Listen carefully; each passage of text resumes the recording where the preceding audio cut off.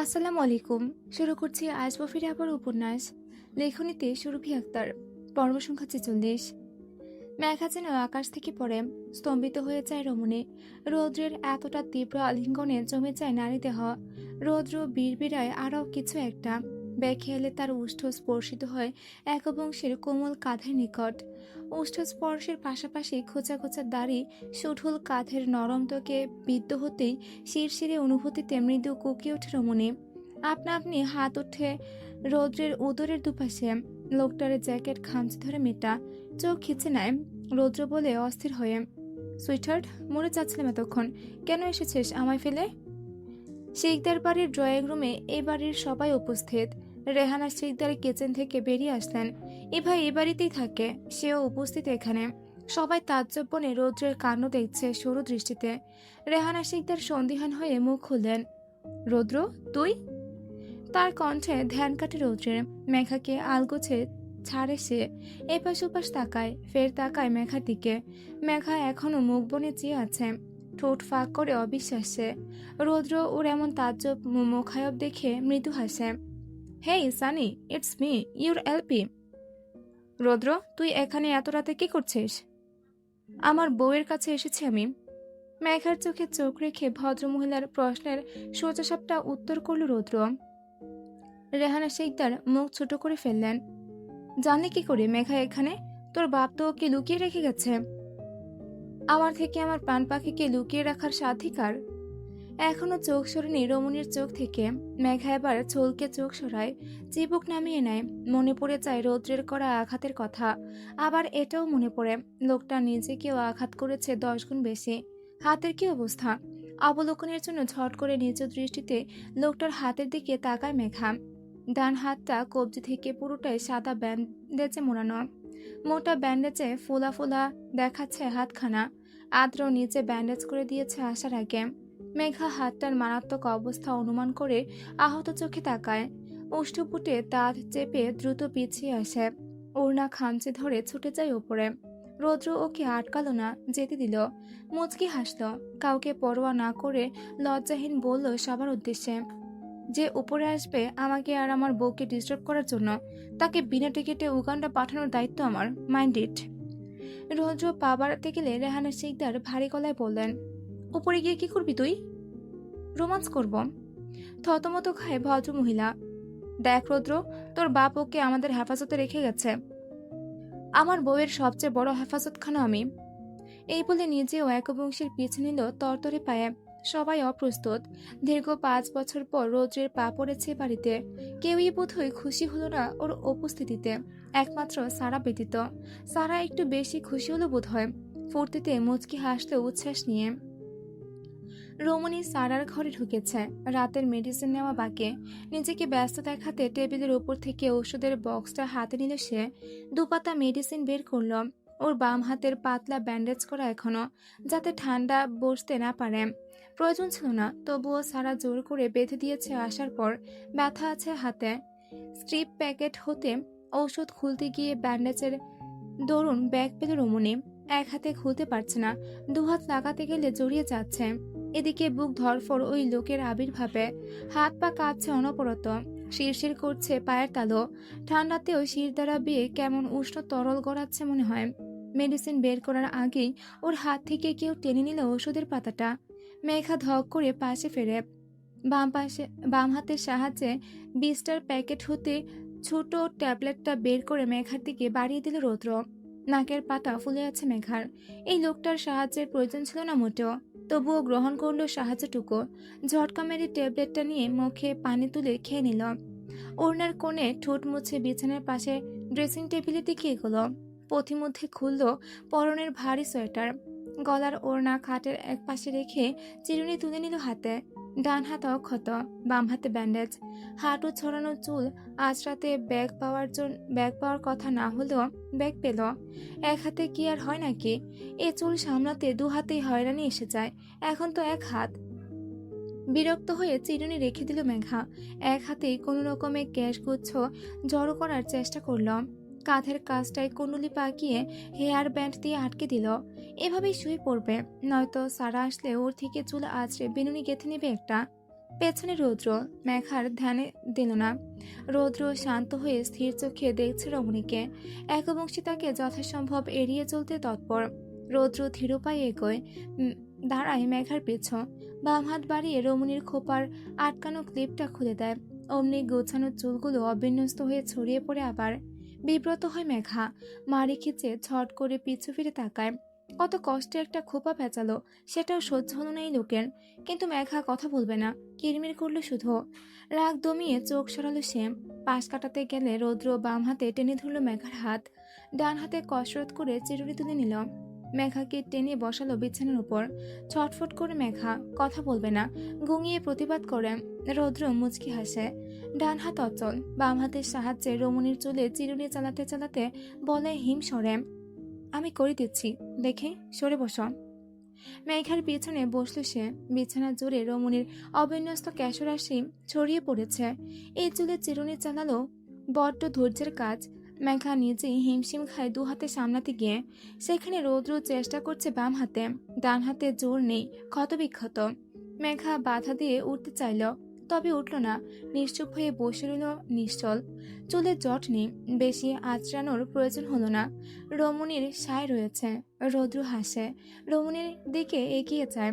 কাঁধের কাছে থুতনি ছুঁই ছুঁই করে রমণীর লালিত অভিমানী আদলে দৃষ্টি গেড়ে বলে, বেনি করে দেব চান? কিন্তু আমি তো পারি না। একবংশী নিরুত্তর, মনে মনে ভেঙচি কাটল। দরদ দেখাতে এসেছে এই লোক। রৌদ্র হাসি ছড়াও করে, পিছিয়ে ফোন বের করে ইউটিউব ওপেন করে। চুলে কিভাবে বেনুনি করতে হয় সেটা সার্চ দেয়। ফোন বালিশের কাছে রেখে সেটা দেখে দেখে চেষ্টা করে বেনুনি পাকানোর। এসব আয়োজন রমণীর অভিমান ভাঙানোর জন্য। বড্ড জোরে আছে একবংশী। সে কেবলই চোখ শুরু করে দেখছে রৌদ্রের কাণ্ড। নীরব দুজনাই। রৌদ্র মাঝে একবার সুযোগ পেয়ে নাক ডুবিয়েছিল রমণীর চুলের খাউচে। মন ভরেনি, ঘ্রাণ টানা হয়নি বুক ভরে। আরেকবার সুযোগ করে নিতে হবে। ভিডিও দেখে কোনো রকমে লম্বা একটা বেনি পাকাতে পারল যুবক। শেষে হাফ ছাড়ল। হয়েছে এমপি, দেখতো ঠিকঠাক পেরেছি কিনা। কাজ শেষ হতে উঠে দাঁড়ায় মেঘা চট করে, না দেখে না তাকিয়ে ফ্রেশ হয়ে আসে। ততক্ষণ সেভাবেই বসে রয় রৌদ্র। এবার আর সইছে না এই নীরবতা। রৌদ্র কেমন কাতর হয়ে ডাকল, ইভারা রেগে আছিস এখনো? মেঘা নিশ্চুপ। আই এম সরি সুইটহার্ট, বলেছি তো আর কখনো মারবো না, জীবনেও না। এরপর তোকে আঘাত করার আগে যেন মরণ হয় আমার। এবারে একটু তাকা আমার দিকে, রাগ কমা প্লিজ। তোর কাছে থাকতে দে আমায়, অনেক বাধা পেরিয়ে এসেছে তোর দ্বারে। এভাবে ফিরিয়ে দিবি? যদি চাস তাহলে তোকে ছোবো না, দেখবো না, দেখবো শুধু, চোখ ভরে দেখবো। আর একটু ঘ্রাণ নেব তোর চুলের। 24 ঘন্টা হয়ে গেল তোর চুলের নেশা থেকে বিরত আমি। তবুও নিশ্চুপ রমণী। মুখ মুছে শোয়ার প্রস্তুতি নিল সে। রৌদ্র মিয়ে যায়। ভাড়া আর কত পোড়াবে আমায়? আমাকে এভাবে ব্যথা দিয়ে মজা পাস? মেঘা রৌদ্রকে রেখে উল্টো ফিরে শুয়ে পড়ে। ভারী কমফোর্টার টেনে মুখ অব্দি ঢেকে আড়াল করে নিজেকে। 11টা পেরিয়েছে, ঘুমানোর সময় হয়েছে তার। রৌদ্র অসহায় হয়ে যায়, কেমন ছ্যাঁচড়া লাগে নিজেকে। ও তো এমন নয়। গলা ছাড়ল সে, ভার হয়ে বলল রমণীর প্রতিক্রিয়া দেখতে। ঘুম পাচ্ছে আমারও, দরজা লাগিয়ে আসি। মেঘা নিশ্চুপ। রৌদ্র দরজা লাগিয়ে আসলো, জিজ্ঞেস করলো আবার, পাশে শুভ? মেঘা নিশ্চুপ। পাশেও শুয়ে পড়ল। একটু কাজ ঘেঁষে আসলো। মাথা তুলে রমণীর কানের কাছে মুখ নিয়ে ঠোঁট বাঁকিয়ে বলল, জড়িয়ে ধরে শুই। এবার তেড়ে ওঠে রমণী, এক ঝটকায় উঠে বসে গর্জায়, ইউ রাইনো, জানে মেরে ফেলবো যদি আমার কাছে আসবেন তবে। হেসে ফেলে রৌদ্র। ইস সুইটহার্ট, জানে মরে গেছি তোর থেকে সারা পেয়ে। তোর কাছে গিয়ে আর মরতে চাই না, এটুকুই যথেষ্ট আজ, বাকিটা পরে বুঝে নেব। ফুসফুস করে শ্বাস ফেলে মেঘা। এবার পূর্ণ চোখে তাকায় রৌদ্রের দিকে। লোকটা কেমন নেতিয়ে পড়েছে, ভীষণ অবিন্যস্ত চেহারা, ঝুলে পড়েছে চোয়াল। আরেকটা কমফোর্টার হাতে নিয়ে উঠে গিয়ে বিছানার পাশের সোফাটায় ধপ করে শরীর এলিয়ে দিল সে। শব্দ করে বিশাল হাফ ছাড়ল। কপালের কাছে আড়াআড়ি করে হাত রেখে চোখ বুঝল। শক্তি নেই আর, শরীর মানছে না। মেঘা তাকিয়ে রয় কিয়ৎকাল।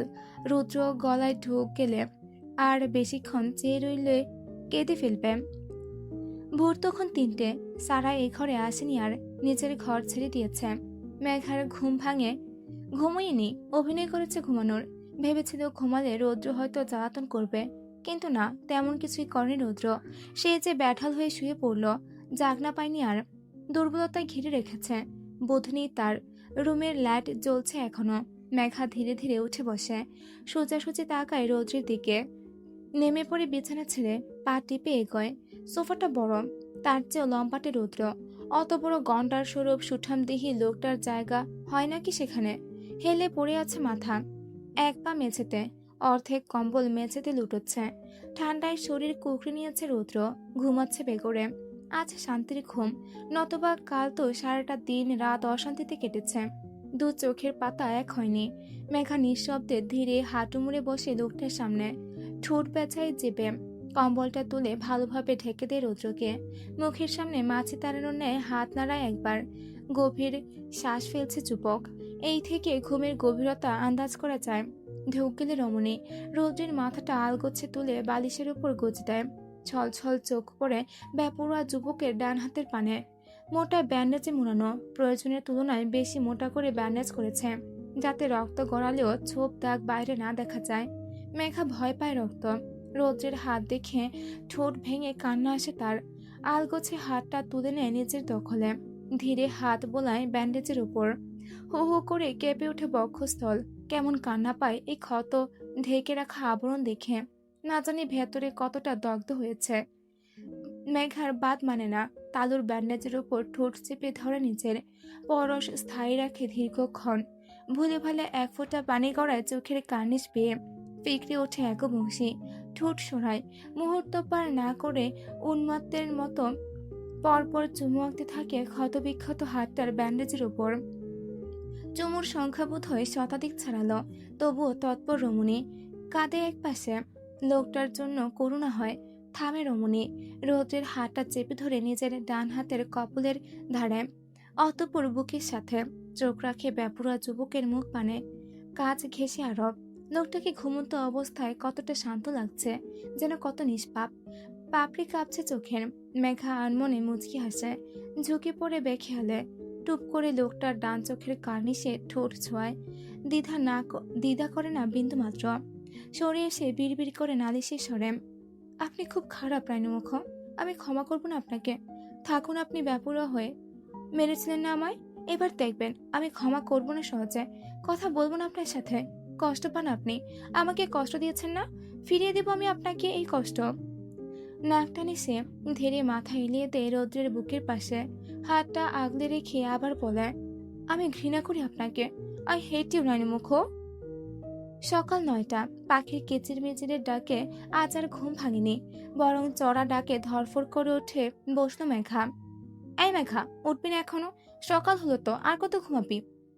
মেঘার মস্তিষ্ক এলোমেলো, সজাগ হতে সময় লাগে। মাথা চেপে ধরে এপাশ ওপাশ তাকায়, চোখ শুরু করে সারাকে দেখে বলে ঘুমের ঘোরে, কি হয়েছে? 9টা বেজে গেছে, এখনো ঘুমাচ্ছিস কেন? কি করেছিস সারা রাত? ঘুম হয়নি, আমি ঘুমাবো। ঘুমাবি মানে? সারা রাত ঘুমাসনি? ভাইয়া কোথায়? ধক করে ওঠে মেঘা, সম্বিতে ফেরে। ঘুমে আচ্ছন্ন চোখ জোড়া তড়া করে বৃহৎ হয়ে আসে। ঝট করে সোফার দিকে তাকায় রমণী। ফাঁকা দেখে ধর ফুরিয়ে খাটের উপরে উঠে দাঁড়ায়, বিচলিত হয়ে বলে, উনি কোথায়? আমি কি জানি, তোর সাথেই তো ছিল। ভাবলাম ঘুমাচ্ছিস দুজনে, তাই সকাল থেকে ডাকিনি। এখন এসে দেখে দরজা খোলা। ওকে দিয়ে দেখলাম রজ্জু ভাইয়ের নেই, তাই একা ঘুমাচ্ছিস তুই, তাই তো ডাকলাম। ভাইয়া কোথায়? মেঘা ভ্যাবাচাকা খেল। অকস্মাৎ মনে পড়ল কালকের ঘটনা। ও বিছানায় আসলো কি করে? মনে পড়ছে না। লাস্ট মনে পড়লো ও মাঝরাতে রৌদ্রের কাছে গিয়েছিল। বিলাপ করতে করতে ওখানে সোফায় এলিয়ে দিয়েছিল মাথাটা। তারপর তারপর কি হলো? আর কিছু মনে নেই? ওখানে কি ঘুমিয়ে গেছিল? ধক করে ওঠে রমণীর বক্ষস্থল। শুকনো ঢোক গেলে রৌদ্র ওকে দেখে ফেলেছে ওর কাছে। নিশ্চয়ই দেখেছে। বুকের কাছে হাত চেপে ধরে রেখেছিল, এটাও দেখেছে নিশ্চয়। ভাবতে উষ্ঠ উল্টালো মেঘা। ইনোসেন্ট ফেস বানিয়ে সারার দিকে তাকালো। উনি বাড়িতে কোথাও নেই? না তো, সকালে দেখিনি। আমি তো সেই কবেই উঠেছি, আম্মুও দেখেনি। কিন্তু বলল সদর দরজা নাকি খোলা পেয়েছে সকালে। ভাইয়া চলে গেছে হয়তো। বাই দ্য ওয়ে, কেমন কাটলো? কি রাত? সারার ঠোঁটের কোণে দুষ্টু হাসি, বুকে হাত গুটিয়ে ভ্রু নাচালো সে। মেঘা চোখ মুখ পাকিয়ে একটা বালিশ ছড়ে মারল ওর দিকে। বাজে বকবি না সারা, আমি ওনাকে ঘৃণা করি। আচ্ছা, যাকে ঘৃণা করিস তার সাথে দ্বিধাহীন এক ঘরে থেকে গেলি, একটাবারও তো দ্বিমত করতে দেখলাম না। সে যে ঘরে ঢুকলি আর বেরোলিও না, সারা রাত কি এমনি এমনি কাটিয়েছিস? সারা, বেশি বেশি হয়ে যাচ্ছে কিন্তু। শর্ত। মেঘা নেমে ওয়াশরুমের দিকে এগোয়। ভেতরে ঢোকার আগে কানে বাজে সারার কণ্ঠ। Sorry sweetheart. ছাদ করে পিছু ফিরে মেঘা। হোয়াট? কাঁধ উছিয়ে উষ্ঠ উল্টে সারা। চোখ তার ড্রেসিং টেবিলের পানে। দৃষ্টি অনুসরণ করে মেঘাও তাকায়। অমনি চোখ জোড়া বৃহৎ হয়ে আসে ওর। মিররের গ্লাসে লাল রঞ্জকে বড় বড় অক্ষরে লেখা, সরি সুইটহার্ট। হা বনে যায় একবংশী। রৌদ্রের কাণ্ড বুঝতে বাকি নেই। সারা শুধোয়, এসব কে লিখলো?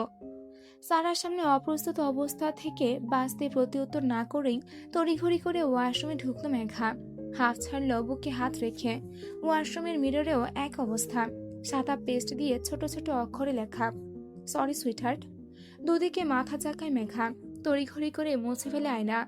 ডান হাতে ব্রাশ নিয়ে দেখে ব্রাশে অলরেডি পেস্ট লাগানো। মেঘার যাতে প্রবলেম না হয় তাই এই কাজ। আনমনে ঠোঁট প্রসারিত হয় রমণীর। ফ্রেশ হয়ে বের হয়। সারা ওকে নিচে নামতে বলে বেরিয়ে গেছে। মেঘা ফোন হাতে নিল সময় দেখার উদ্দেশ্যে। স্ক্রিনে চোখ পড়তে আটকে উঠল। 99+ মেসেজ নোটিফিকেশন। ওপেন করতেই দেখতে পায় সব 1 নাম্বার থেকে এসেছে। একটাই বাক্য পুনরাবৃত্তি হয়েছে বারংবার। মিনিট অন্তর অন্তর একটা করে মেসেজ, সরি সুইটহার্ট। বিস্ময়ে মুখ ফাঁক হয়ে আসছে রমণীর। একটু ফোনটা কাঁপছে লাগাতার। মেসেজ এসেই চলেছে ক্ষণে ক্ষণে। গলা শুকিয়ে আসছে। মেঘা ধরফর করে ফোন রাখে। গায়ে পাতলা সোয়েটার জড়ায়। নিচে নামবে। দরজার দিকে এগোনোর আগে বেখেয়ালে নজর পড়ে টেবিলের উপর একখানা পেপার রয়েছে। মেনিয়েচার দিয়ে চিপকে রাখা। কৌতূহল বশত সেটা লক্ষ্য করতে চায় রমণী। হাতে তুলতেই দেখতে পায়, sorry sweetheart and good morning wifey. Finally we shared a room together for the very first night. এবার ফুস করে শ্বাস ফেলল সে। বেঞ্চে কেটে মুখ ফিরিয়ে নিল। সে গলবে না সহজে। বিয়ের বাকি নেই আর। যেহেতু ঘরোয়াভাবে বিয়ে, সেহেতু সেভাবে আয়োজন করা হচ্ছে না। কথা ছিল আবিদ টুকটাক বিয়ের শপিং করে ইকরাদের বাড়িতে পৌঁছে দেবে। কিন্তু আজ সকাল হতে সিদ্ধান্ত পরিবর্তন হয়েছে। শিশির আর ইকরাকে শপিং মলের সামনে রেখেছে সে। মেয়েদের পছন্দ অনুযায়ী কেনাকাটা হবে। সেই মোতাবেক বিকেলের দিকে বাইরে বেরিয়েছে দুই বোন। শপিং মলের সামনে দেখা পেয়েছে আবিদের। ভেতরে ঢোকার আগেই বাধা দিল সে। বলল কেউ একজন আসবে। শিশির কেমন নিভিয়ে যায়। আয়ান আসবে হয়তো। সেদিনের পর ওই বাজে লোকটার সামনে দাঁড়াবে কি করে ও? বারবার মনে ধরা দিচ্ছে সেদিনের সেই উচ্ছৃঙ্খল বিহেভিয়ারের কথা। চোখ নামিয়ে সিটিয়ে দাঁড়ায় রমণী। ক্ষণিকের ব্যবধানে একটা 4 চাকা গাড়ি এসে থামে পার্কিং লটের পাশে। ওরা পার্কিংয়ে দাঁড়িয়েছিল। গাড়িটা চেনা মাত্রই আবেদ মুচকি হাসল। বলল, এসে গেছে।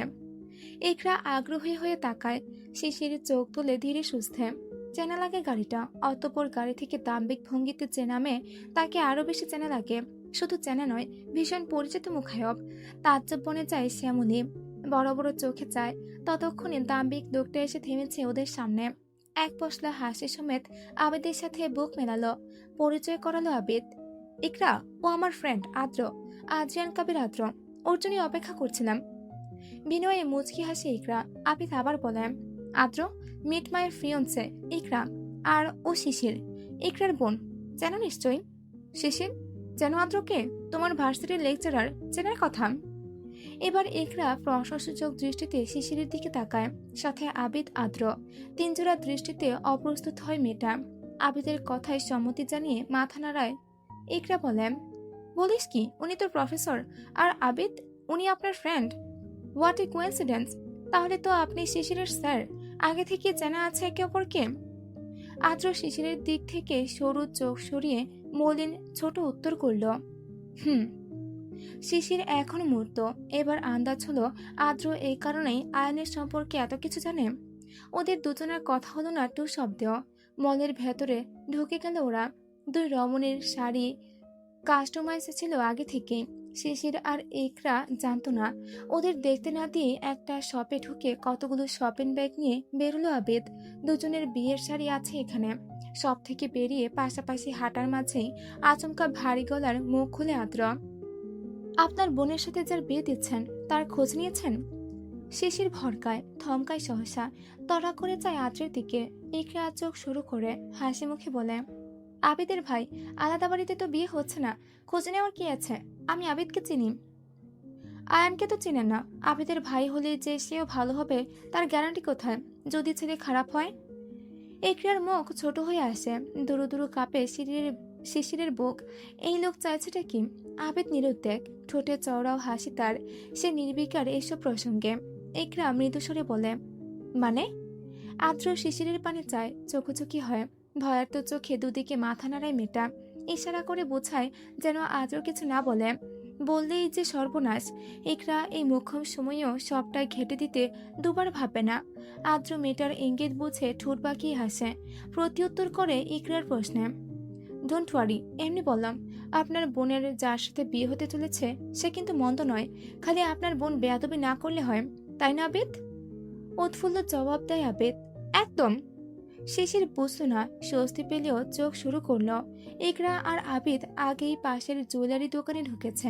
ছেলে পক্ষ থেকে গহনা বানাতে দেওয়া হয়েছে এখানে। আদ্র দরজার বাইরে দাঁড়িয়ে, শিশির একটু পাশাপাশি দাঁড়িয়ে অত্যন্ত ক্ষীণ সুরে বলে ফুটায়, thank you sir. For why? আপুকে কিছু বলেনি তাই? কি বলতাম, যা বলার ছিল তা তো বলেছি, মিথ্যে বলিনি। মানে? মানে তোমার ফিউচার হাজবেন্ড আসলেই খারাপ নয়, তুমি বেয়াদব, তাকে ভুল ভাবো। পাল্টি খাচ্ছেন কেন? আবিদ ভাইয়া আপনার ফ্রেন্ড, তাই এই কারণেই গুনগান গাচ্ছেন আয়ানকে। শাট আপ বেয়াদব। আই এম আদ্রিয়ান কাবির আদ্র, নট আয়ান। আকস্মিক ধমকানো স্বরে শিশির চমকালো, ঝাঁকুনি দিয়ে পেছালো এক কদম। আমি তো আপনার কথা বলছি না, আমি আয়ান। আবার এক কথা, হুইজ আয়ান? টেল আদ্রিয়ান। আজব, আমি আপনার কথা বলছি না, আমি। মেয়েটার কণ্ঠ চড়েছে, তবু এবারও ওকে কথা শেষ করতে দিল না আদ্র। রাগান্বিত চোখে তাকিয়ে ছাড়ি মারল, বেয়াদব। আর একবার উল্টো পাল্টার নাম জবানে উচ্চারণ করলে জবান টেনে ছিঁড়ে ফেলবো। চুপ করে থাকো, নয়তো বিয়ের আগে তোমার হাজবেন্ডের পরিচয় ফাঁস করতে বাধ্য হব আমি। শিশির চোখ শুরু করে, কি আজব, লোকটা পাগল হয়ে গেল নাকি? কে ভুলভাল বকছে? শিকদার বাড়িতে রাতের ডিনার হয় দেরিতে। এই 10টার দিকে খেতে বসে সবাই। এখন বসেছে খেতে 10টা বেজে 10 মিনিট। খাওয়া মাঝ পথে। এমন সময় কলিং বেল বাজে। রেহানা শিকদার দরজা খুলে দেন উঠে গিয়ে। সেই অপ্রত্যাশিত কাঙ্ক্ষিত মুখ, রৌদ্র। নাম বিড়বিড় করে দুদিকে মাথা নাড়ান ভদ্র মহিলা। এ ছেলের খোঁজ ছিল না সারাদিন। কাবির ম্যানশনে রৌদ্রের এ বাড়িতে আসার খবর পাঠানি কেউ, প্রয়োজন বোধ করেনি পাঠানোর। তাই বলে যে ও বাড়িতে কেউ জানে না তা নয়। রৌদ্র ভেতরে ঢুকে আসে, ডাকে হাঁক ছেড়ে, হেই জান পাখি, এসে গেছি আমি। এই পর্যন্তই ছিল আসবো ফিরে আবারও উপন্যাসের 46 নম্বর পর্ব। আসবো ফিরে আবারও লেখনীতে সুরভি আক্তার, পর্ব সংখ্যা 47। মেঘা তাকালো আর চোখে। রৌদ্র গিয়ে একটা চেয়ার টেনে বসে মেঘার পাশে আদর মাখানো আবদারি সুরে বলে, খেতে পেয়েছে জান, একটু খাইয়ে দে। থেমে বলে, হাত কেটে গেছে, একলা খাবো কি করে? কাল আসার আগে আম্মু খাইয়ে দিয়েছে, আজ সারাদিন খাইনি এখনো, ভুলভাল গিলেছি, পেট খারাপ, খালি আছে, না খেলে বমি আসবে, খাইয়ে দে। মেঘা আর চোখে সব সাবার বাবার দিকে তাকায়, অস্বস্তি লাগে তার সামনে। রেহানা শিকদার বসতে বসতে বলেন, সারাদিনে খোঁজ পেলে না, এখন আসতে গেলি কেন? তোর বাপকে বলিনি এখনো? বলেও ভয় পাই না আমি, আর এসেছি আমার বউয়ের কাছে। তুমি কথা বলছো কেন? চুপচাপ বসে খাও। বাড়িটা আমার, ভুলে যাস না। বউকে নিয়ে আমার বাড়িতেই বসে আছিস, বউয়ের কথা রাত হলেই মনে পড়ে। তবুও তো পড়ে, কিন্তু কি বলতো, ব্যাড লাক। তোমার মেয়ের জামাই তোমার মেয়েকে দিনেও মনে করে না, আর রাতেও মনে করে না। উফ খালামণি, কি জামাই জুটেছে তোমার মেয়ের কপালে। কিরে নাগিন, কি অবস্থা? ভালো তো? বাপের বাড়িতে পড়ে আছিস, মদনা জামাই খোঁজ নেয় না কতদিন। রৌদ্রের ভ্যাঙানো স্বর ইভারের দিকে। ইভা ফোঁস করে ওঠে, দেখো রৌদ্র ভাইয়া, আমার হাজবেন্ড সরকারি চাকরি করে, অনেক ব্যস্ত থাকে, তোমার মতো লাফাঙ্গা নেশাখর নয়, বাজে কথা বলবে না ওনাকে নিয়ে। রৌদ্র হাত মুঠিয়ে কিরমির করে উত্তর করল, নাগিনের ঘরের নাগিন, তোর ওই 69 বছরের বুইরা বেটাকে নিয়ে বাজে কথা বলার রুচি নেই আমার। আর নেশাখোর কারে বলিস? আমার নেশা শুধু আমার ইভারের ওপর, ওর নেশায় নেশাগ্রস্ত আমি, বুঝলি? 69 নয়, 39। ওই একই হলো, ইউনো, আই এম 28। আমার সুইট হার্ট জিতে গেছে, তাই না সুইট হার্ট? মেঘা দাঁত পিষে খাবার গেলে কোনো রকমে রিরি গা জ্বলে ওঠে ওদের দুজনের কথাবার্তায়। সারার বাবা গলা ছাড়েন, এবার প্রসঙ্গ ঘাটা চাপে না বেশি। রৌদ্র চড়ে গেলে সামলানো মুশকিল। বিয়ে থেকে পালিয়েছিল ওই মেয়ে, বলেনি রৌদ্র। তিনি বললেন, বাবা ওপরে যাও তুমি, আমাদের খাওয়া শেষ। একা খাবে এখানে? সারা তোমার খাবার ওপরে নিয়ে যাবে, তুমি যাও। সারা কেন? আমার বউ আছে কি জন্য? যাচ্ছে উপরে। খালামণি, আমার বউকে দিয়ে খাবার পাঠাও আমার জন্য উপরে। আর হ্যাঁ, করলা আছে বাড়িতে? পারলে এক গ্লাস ঝাল ঝাল করলার জুস দিও, আমার ফেভারিট ডিশ চেখে দেখার ক্রেভিং হচ্ছে। এই বলে ঠোঁট বাঁকিয়ে প্রস্থান করল রৌদ্র। ও যেতে রাগে হিসিস করে ইভা সামনে বড় মুখ করলেও আড়ালে আবডালে রৌদ্রের সাথে মেঘাকে সহ্য হচ্ছে না। গা জ্বলে যাচ্ছে হিংসায়। 5 বছর আগে বিরাট ভুল করেছিল বিয়ে থেকে পালিয়ে, যার খেসারত দিয়ে যাচ্ছে এখনো। এবারের সবাই দিয়ে যাচ্ছে। ইভা পালিয়ে গিয়ে বিয়ে করেছে যাকে, সে কমপক্ষে ওর থেকে 15 বছরের বড়। সাধারণ একটা সরকারি চাকরি করে। ফেসবুকে পরিচয় দুজনার, তাও বিয়ের 5 দিন আগে পরিচয় হয়েছিল। ইভা বড্ড অর্থ গ্লেকু স্বভাবের। বুজুম ভাজুম বুঝে রৌদ্রকে ছেড়ে আগো পেছু না ভেবেই পালিয়েছিল তাই। আর ওকে পালাতে সাহায্য করেছে সারা। এটা রৌদ্র আর সারা ব্যতীত কেউ জানে না আজ অব্দি। পালানোর পর নিজের একটা দুর্বিষহ জীবন উপহার পেয়েছে ওই মেয়ে, যে জীবন নিয়ে আফসোস এখন। শিকদার বাড়িতেই থাকেও ওর হাজব্যান্ড খোঁজ নেয় না সেভাবে। এর মধ্যে জাবিরের জন্ম, তাই গত বছর 2 থেকে ডিভোর্সটা আটকে আছে। ডিভোর্স হবে ওদের। রৌদ্র তখনও সুদর্শন ছিল, আর এখন 10 গুণ সুদর্শন। মাত্রাতিরিক্ত সৌন্দর্য বেড়েছে যুবকের। লোভ লাগে তা দেখে। কয়লা খুঁজতে গিয়ে সোনা হারিয়েছে এই লোলুপ স্বভাবের জন্য। এবারের সবাই বিভ্রান্ত ইভার উপর। মেঘার খাওয়া শেষ। রেহানা শিকদার রৌদ্রের জন্য খাবার পারছেন প্লেটে। সারা আর মেঘা উঠে দাঁড়াতেই রাগে খ্যাটখ্যাট করে উঠল ইভা। ঢং দেখলে বাঁচি না, স্বামী স্ত্রীর সম্পর্ক নেই, ডিভোর্স হবে 2 দিন পর, আর এখন চলছে এই নোংরামি, তাও আবার অন্যের বাড়িতে এসে। কি দরকার ছিল এই বাড়িতে এসে এসব নোংরামি করার? রেহানা শিকদার রেগে ধমকালেন মেয়েকে। ইভা, কি হচ্ছেটা কি? মুখের ভাষা ঠিক কর। আমি ঠিক করেই বলছি আম্মু, ও তো চলে যাবে কদিন পর, ডিভোর্স দেবে। তাই রৌদ্র ভাইয়ের বাবা ওকে এখানে দূরে সরিয়ে রেখে গেছেন। কিন্তু কি লাভ হলো? ডিভোর্সের আগ অব্দি সেই তো ফষ্টি নষ্টি করেই চলেছে। আর এসবের জন্য আমাদের বাড়িটায় খুঁজে পেল যত সব নোংরা মেয়ে। মেঘা নাক ফুলিয়ে তাকায়। সারা চড়া গলায় বলে, আপু খবরদার, মেঘাকে নিয়ে একটা খারাপ কথাও মেনে নেব না আমি। মেঘা রৌদ্র ভাইয়ের বউ হওয়ার আগে আমার বেস্ট ফ্রেন্ড, আর আমার বেস্ট ফ্রেন্ড হয়েই এই বাড়িতে এসেছে ও। এই করে করে তো মাথায় তুলেছিস ওকে। সেই ছোটবেলা থেকে সহ্য করছি এই মেয়েকে। চাল চলো নেই। জোরপূর্বক ঘটে যাওয়া একটা বিয়েকে খুঁটি করে 5 বছর আরামায়েশে কাটিয়েছে। এখন চলে যাওয়ার আগে আবার আমাদের ঘাড়ে এসে জুড়ে বসেছে। ইভা, মুখ সামনে কথা বলো। মেঘা কোনোদিন কোনো অংশে তোমার থেকে কম ছিল না আমাদের কাছে। ভুলে যাও না এটা। চাল চলো নেই কার শুনি? তুমি যে বাড়িতে দাঁড়িয়ে আছো সে বাড়িটার দিনে শতবার কেনার ক্ষমতা রাখে মেঘা। সেটা কাবির পরিবারের বউ হিসেবেই হোক বা ইয়াসের অধিকার থেকেই হোক। তাই মুখ খোলার আগে ভেবেচিন্তে মুখ খুলবে। মেঘার এই বর্তমান অবস্থার জন্য দায়ী তুমি। তোমার বিভ্রান্তিকর কর্মকাণ্ডের কথা ভুলে যেও না। সারার বাবার দাম্ভিক কণ্ঠ। ইভা তেতে ওঠে। আপু, এই মেয়েটার জন্য তুমি আমাকে কথা শোনাচ্ছ? শোনাচ্ছি। যেচে পড়ে কথা শুনতে আসছো কেন তুমি? রেহানা শিকদার উঠে দাঁড়ান। মেঘা, রৌদ্রের খাবার নিয়ে ঘরে যা তুই। কারোর কথায় কান দিতে হবে না তোকে। ট্রেতে খাবার সাজিয়ে দিলেন তিনি। মেঘা মাথা নাড়িয়ে রেখেছে, চোখ ছলছল অপমান বোধে। সারা আগ বাড়িয়ে বলল, আমাকে দাও আম্মু, আমি পৌঁছে দিচ্ছি। মেঘা দুহাতে ধরতে পারবে না। ওর কথা শেষ হতে মেঘা বড় বড় ধাপে প্রস্থান করল। ঘরে রৌদ্র সোফায় বসে হাতের ব্যান্ডেজ খুলছে। বড্ড বিড়ম্বনায় ফেলছে এটা। হাতটা অচল হয়ে আছে পুরো। কিঞ্চিত ব্যথায় মুখ কুচকালো ওর। তীক্ষ্ণকারে জড়ো হয়েছে অখিলতা। মেঘা ঘরে ঢুকে খট করে দরজার শব্দে চোখ তুলে চায় রৌদ্র। ব্যথা ঠেলে হাসে এক ফালি। ওষ্ঠ প্রসারিত করে উৎসুক হয়ে বলে, অপেক্ষা করছিলাম সানি, আমার খাবার কোথায়? মেঘা নাক ফুলিয়ে কাদো হয়ে তাকালো। এই লোকের প্রতি রাগ অভিমান গুছে গেছিল। সকাল থেকে না করে হলেও হাজারের অধিক মেসেজ এসেছে মেঘার ফোনে। সবখানে এক বাক্য। কতবার যে ক্ষমা চেয়েছে হিসাব নেই। পুরো ঘর জুড়ে এখানে ওখানে শতাধিক চিরকুট খুঁজে পেয়েছে মেঘা। যেখানে চোখ হাত পড়েছে সেখান থেকে একটা করে চিরকুট পেয়েছে। সবগুলোতে লেখা সরি সুইটহার্ট। লেখা খারাপ, বাম হাতে লিখেছিল বোধহয়। ক্ষণে ক্ষণে বার্তা পেয়ে হেসেছে মেঘা। বলতে বসেছিল সব, কিন্তু এখন ইভার শোনানো চড়া চড়া কথাগুলোতে মেজাজ বিগড়ে গেছে। লোকটার ওপর চরম রাগ উঠল। পেছনে সারা এসে হাজির। মেঘা মাথা নামিয়ে ওয়াশরুমে ঢুকল। রৌদ্র হাবনে তাকিয়ে থেকে বলে ওঠে, ওর কি হলো?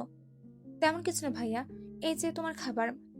সারা চেপে গেল সবটা। টেবিলের ওপর খাবারের ট্রে রাখলো। কথা ঘুরিয়ে বলল, দেশে ফিরে খোঁজ খবর নেওয়া ছেড়েই দিয়েছো ভাইয়া। আগে তো কল করতে মাঝে মাঝে, কিন্তু এখন আর করোই না। তোর খোঁজ নিয়ে আমি কি করব? তাও ঠিক, তুমি তো আবার আমার খোঁজ নিতে না। বড্ড স্বার্থপর তুমি। নিজের আপন জিনিসটা বুঝো শুধু, নিজেরটাই বুঝতে চাই শুধু। বুঝো, বেশি করে বুঝো। তবে ভাইয়া, একটা কথা বলার ছিল তোমায়, সুযোগ পাচ্ছিলাম না। বল। ভাইয়া আসলে ইয়াস। চুপ। ভাইয়া শোনো আগে। চুপ থাক, শুনতে চাই না। না শুনলে জানবে কি করে তুমি? আর কত জেদ ধরে রাখবে বলো তো? ও আসছে। তাতে আমার কি? মেঘাকে নিয়ে যাওয়ার জন্য আসছে। আমার ইভারাকে নেওয়ার জন্য আমি এসেছি। আমি ব্যতীত আর কে ওকে নিতে আসবে তাকে দেখে নেব আমি। আমার ইভারা শুধু আমার। যে ওকে আমার থেকে ছিনিয়ে নেওয়ার চেষ্টা করবে তাকে আস্ত রাখবো না আমি। সে যেই হোক না কেন, এসেই দেখুক একবার। যে পথে আসবে সে পথে ওকে ফেরানোর দায়িত্ব আমার। পারবে? রৌদ্র তাকালো, ঠোঁট বাঁকিয়ে তিরস্কার করে হাসল। চোখ নামিয়ে বলল, পারবো কি না তা তোর জানা আছে ভালো করে। চিন্তা করিস কেন বলতো? আরে ইয়ার, আই এম রুট বিজ্ঞাপের রৌদ্র। Don't worry sis. যা ঘুমা গিয়ে। সারা হাসলো এক পশলা, বেরিয়ে আসলো ঘর থেকে। ছোপ ছোপ রক্তমাখা ব্যান্ডেজটা ডাস্টবিনে ফেলে দিল রৌদ্র। হাতের অবস্থা আসলে ছিন্ন ভিন্ন। জখম স্থান পুড়ে আসছে, টান ধরেছে ব্যথার পাশাপাশি। মেঘা দেখলে আটকে উঠবে। সেভাবে দেখার মতো অবস্থায় নেই এমন দশা। ডাকতে হবে এই ক্ষত, কিন্তু ব্যান্ডেজ করা যাবে না। মেঘা ওয়াশরুম থেকে বেরোয়। রৌদ্র হাত পিছে লুকিয়ে ফিরে চায় ওর দিকে। ফের বলে, খাইয়ে দেনে যান, খিদে পেয়েছে তো। মুখ মুছত মেঘা, ভাবখানা এখনো অভিমানী। রৌদ্র কাতর স্বরে বলে, সরি বলেছি তো, আর কতবার বলবো? ক্ষমা কর না এবারের মতো। এরপর মানা তো দূর, রাগি চোখেও তাকাবো না কখনো। Sorry sweetheart, I am really sorry. একটুখানি কথা বল। আচ্ছা, আমি না রাইনুমুখ? তুই রাইনুমুখ বলেই ডাক আমায়, তবুও কথা বল। বলতে বলতে একই রৌদ্র। মেঘার এই বাড়াবাড়ি করা, ওকে উপেক্ষা করার কারণ রৌদ্রের অজানা নয়, বরং অক্ষরে অক্ষরে জানা। মেঘা আয়নার দিকে ফিরে আছে। রৌদ্র ওর পেছনে দাঁড়িয়ে ওকে টেনে ফেরায় নিজের দিকে। কাছাকাছি দাঁড়ায় অনেকটা দূরত্ব গুছিয়ে। কথা বলার সুযোগ না দিয়ে রমণীর গলা হতে পাতলা ওড়নাটা খুলে নিয়ে ঝুঁকে আসে মুখ বরাবর। ধক করে চায় একবংশী। রৌদ্রের এমন অকস্মাৎ কারসাজি বুঝতে না পেরে ফ্যালফ্যাল করে তাকায়। রৌদ্র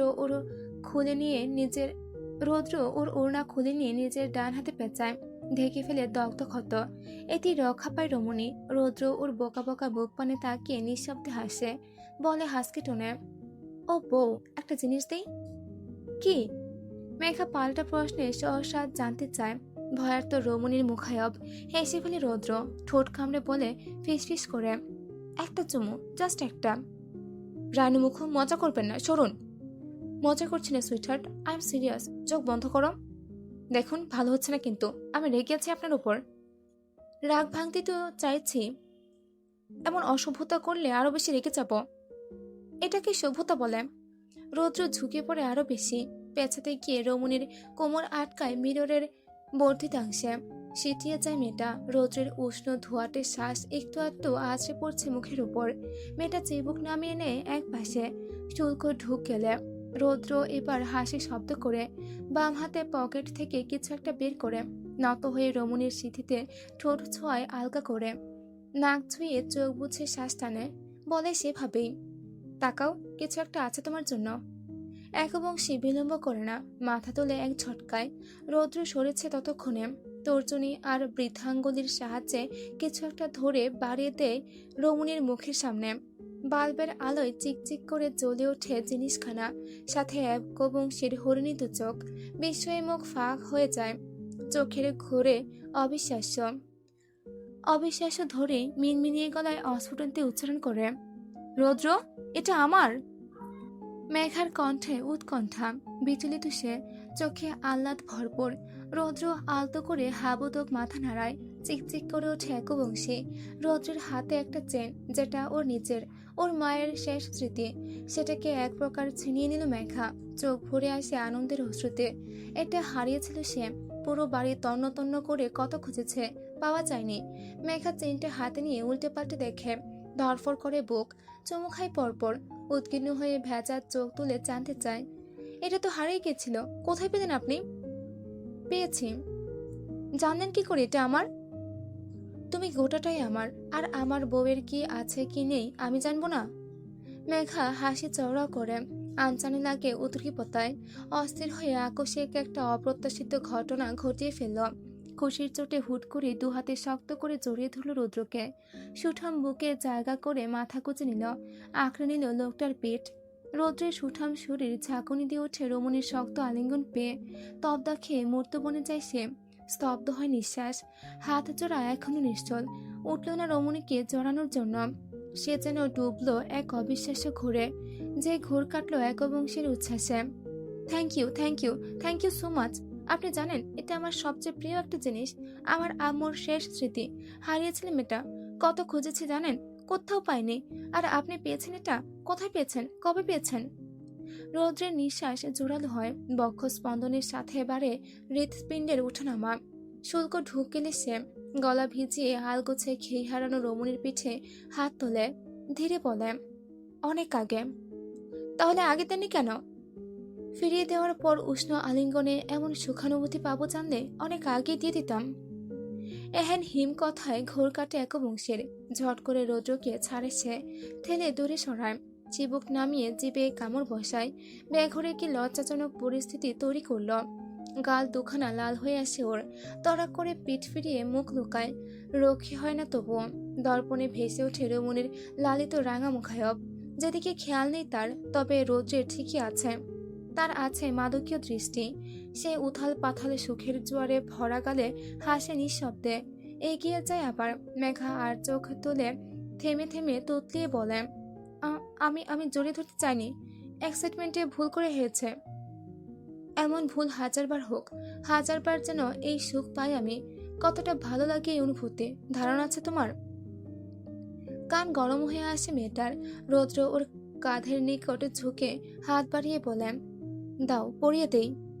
সহসা তাই করল মেঘা। রৌদ্রের এমন মারাত্মক দৃষ্টির কবল থেকে বাঁচতে তড়িঘড়ি করে ওর হাতে চেনটা তুলে দিল। শ্বাস ফেলতে লাগলো বুক ফুলিয়ে। রৌদ্র ফিচেল হাসে। রমণীর কাঁধের ওপর কুণ্ডুলি পাকানো খোপাটা আলগোছে একপাশে সরিয়ে দেয়। তার ঠান্ডা আঙ্গুলদ্বয়ের মৃদুমন্দ স্পর্শে শরীর শিউরে ওঠে মেঘার। শিরশির করে ওঠে সর্বাঙ্গ। পায়ের নখ ঘটে মেঝেতে, চোখ খিচে বন্ধ করে নেয়। তা দেখে হাসি প্রগাঢ় হয় ব্যাপুরা লোকটার ওষ্ঠপুটে।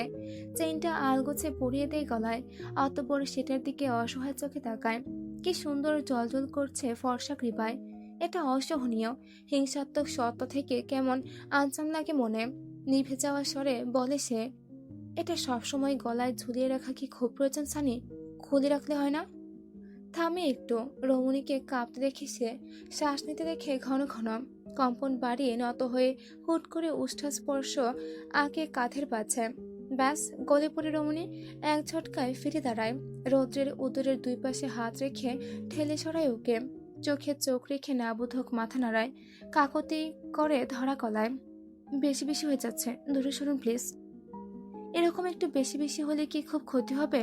প্লিজ। রৌদ্র, ইয়ে সুইটহার্ট, সরুন, আমি ঘুমাবো। খিদে পেয়েছে, খেয়ে নিন একা। হাতের অবস্থা কাহিল।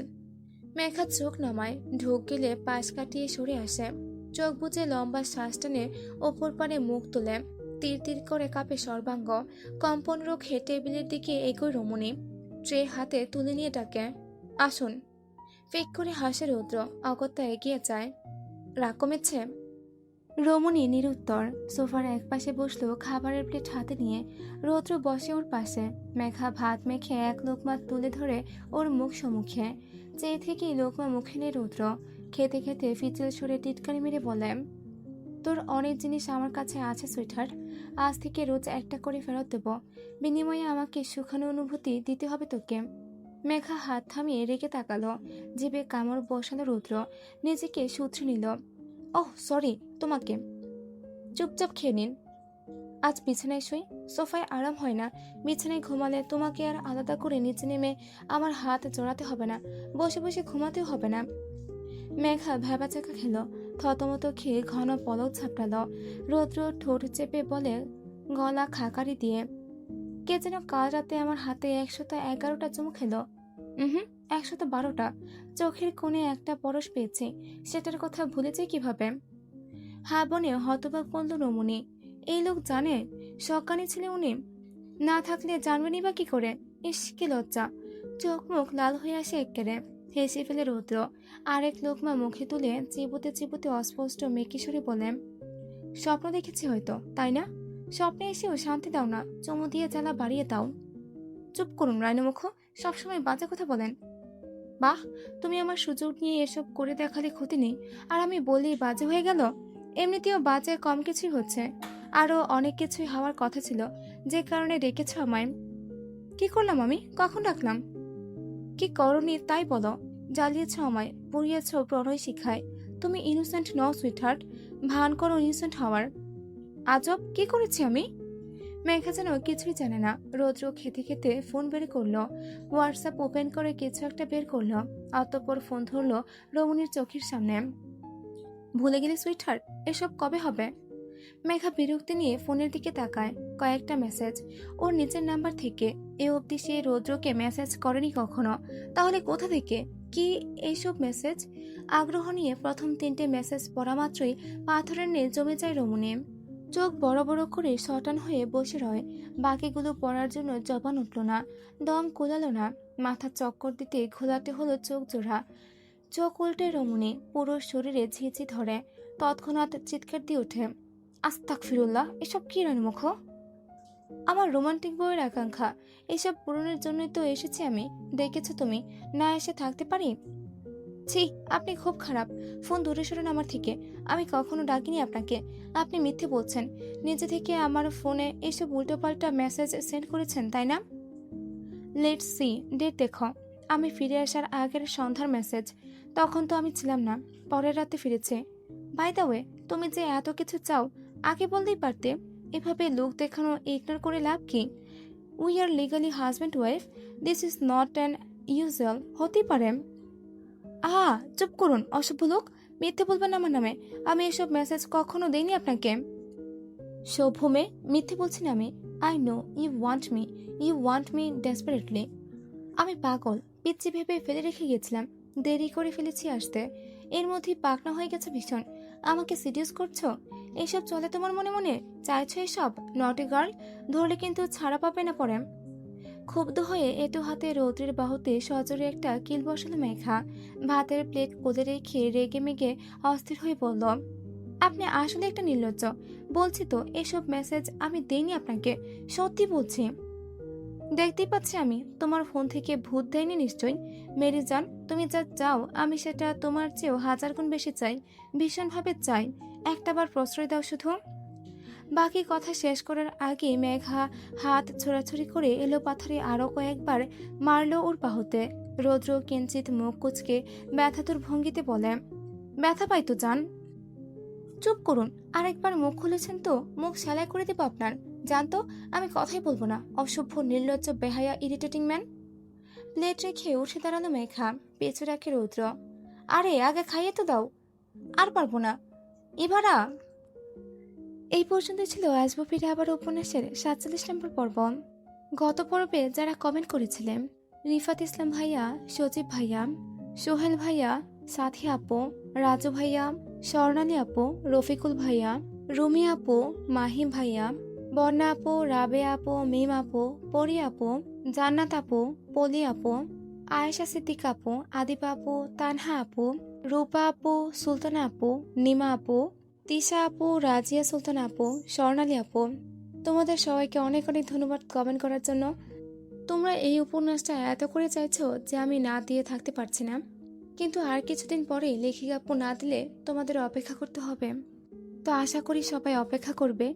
লেখিকা আপু 2টা পর্ব দিলে আমি 2টা পর্ব একসাথে তোমাদেরকে পড়ে শুনিয়ে দেব। তো যাই হোক, আজকের পাঠ এই পর্যন্তই। পরবর্তী পর্বে আবার দেখা হচ্ছে। খুব শীঘ্রই পর্ব পাবে। ঠিক আছে, আল্লাহ হাফেজ।